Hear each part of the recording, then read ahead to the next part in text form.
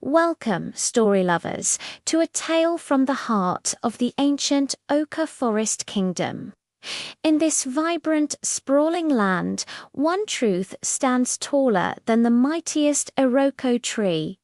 The lion is the one true king, the real Obo.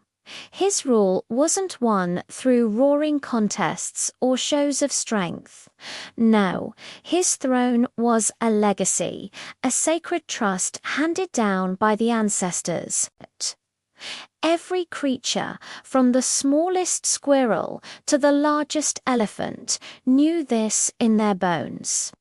The lion's quiet authority was the bedrock of their world, a symbol of order and tradition. But in this same kingdom, where truth was meant to be as clear as the morning dew, a shadow lurked. This shadow had a name, Osakwi, the cunning hyena. Osakwi was a master of words. His tongue could weave tales that would make the moon believe it was the sun. He could talk his way out of any trouble and into any opportunity. He had a talent for puffing up his chest and making himself seem far grander than he was. And fate, in its own mysterious way, had given him a name that sounded just a little bit like the sacred title of the king. One day, a remarkable thing happened. A group of foreign antelopes, elegant and curious, journeyed from the distant savannas. They weren't just passing through. They were scholars, cultural enthusiasts, eager to learn the ways of the Oka forest. They wanted to understand its customs, its history, and find ways to support this legendary kingdom. Their hearts were pure, filled with respect and a desire to contribute. Their journey was long, and their destination was the royal palace of the Lion King. But before they could even catch a glimpse of the palace's majestic baobab pillars, their path was blocked. There, standing with an air of unearned importance, was Osakwa the hyena.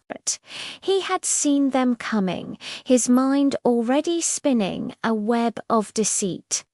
He puffed out his scruffy chest, straightened his back, and adopted what he imagined was a regal posture. He cleared his throat and spoke with a voice dripping with false authority. "Welcome, esteemed visitors," he began, his eyes glinting. "You have arrived. I am Osa-Aba. In this kingdom, I am the Aba of Oka Forest."